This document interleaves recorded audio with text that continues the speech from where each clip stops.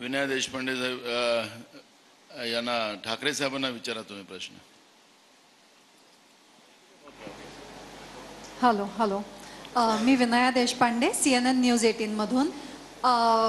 मला तुम्हाला विचारायचं आहे, गेले काही दिवस तुम्हाला उद्धव ठाकरेजी तुम्हाला गेले काही दिवस सतत भाजपाकडून पाकिस्तानचा उल्लेख केला जातोय.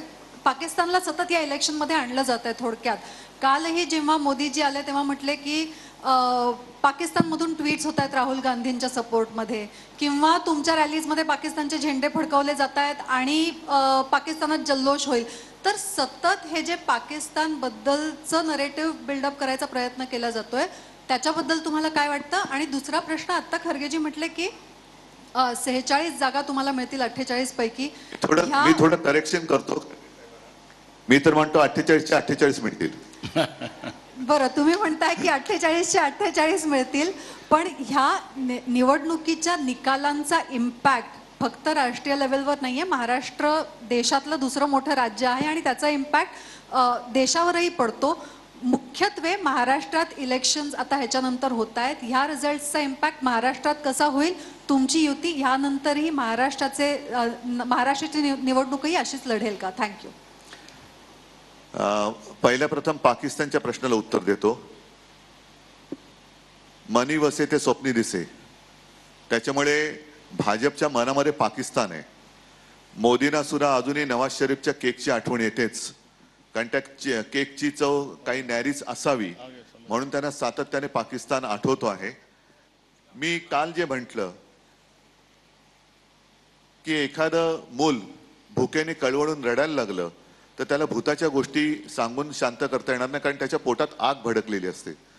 आत्तापर्यंत मोदी आणि भाजपने हेच केलं की जेव्हा देशाने आक्रोश केला, भूक लागले, नोकरी पाहिजे, रोजगार पाहिजे, सुरक्षा पाहिजे, त्या वेळेला त्यांनी पाकिस्तानची भीती दाखवलेली आहे.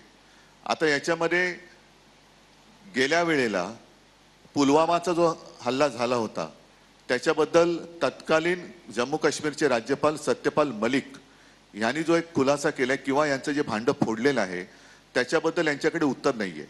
आणि सत्यपाल मलिकांचा आरोप किंवा त्यांची माहिती ही फार गंभीर आहे. केवळ आणि केवळ निवडणूक जिंकण्यासाठी भाजपने तो हल्ला घडवून आणला होता का, असा त्याचा दुसरा अर्थ निघू शकतो. आता पाकिस्तानचा झेंडा हा मी तरी कधी बघितलेला नाही आणि तो भारतीय जनता पक्षाला माहिती असेल म्हणून त्यांना तो दिसला असू शकतो, पण हे कुभांड रचायचं. आणि त्याच्यासाठी मी काल एक ती संपत सर यांची कविता एक त्यातल्या 4 ओळी ऐकवल्या, ज्याचा अर्थ असा आहे की मूलभूत जे प्रश्न आहेत तिथून भरकवटण्यासाठी हे असे काहीतरी नरेटिव्ह सेट करण्याची त्यांची एक कल्पना असते, पण आता ती चालणार नाहीये. कारण देश म्हणतो की पाकिस्तानवर तुम्ही आतापर्यंत केलंत काय? 10 वर्ष त्यांना धडा शिकवणार होता, अजूनही पाकव्याप्त काश्मीर आलेलाच नाहीये. मात्र चीन घुसायला लागलेला आहे. चीन लेह लडाखमध्ये घुसतोय. तिथे सोनम वांगचुक हे उपोषणाला बसलेले, त्यांच्याकडे मोदी नाही गेले ना शहा गेले. अरुणाचलमध्ये चीन घुसलेला आहे. चीनने आपल्या तिथल्या गावांची नावं बदललेली आहेत, तरी देखील निर्लज्जपणाने म्हणतायत की नाव बदललं तरी काय झालं. म्हणजे यांना कशातच काही पडलेलं नाहीये, फक्त तोडाफोडा आणि राज्य करा याच्यावरती त्यांचा भर आहे. आणि आपण जो प्रश्न विचारला की पुढची विधानसभा निवडणूक अशीच होईल का, अशी नाही होणार, कारण तेव्हा आमचं सरकार केंद्रात आलेलं असेल. त्याच्यामुळे अधिक ताकदीने आम्ही ती लढणार आणि आम्ही ती जिंकणार. माझा प्रश्न उद्धवजींसाठी आहे. मी संदीप एक मिनिट दिनेश मौर्य.